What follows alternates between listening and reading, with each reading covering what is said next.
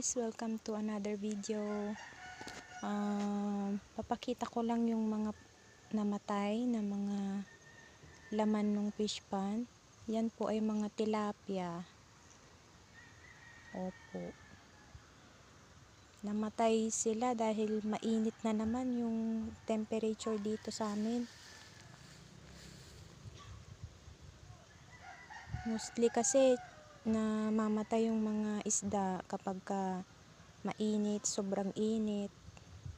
Meron ding chance na pag mainit tas umulan, ganun po.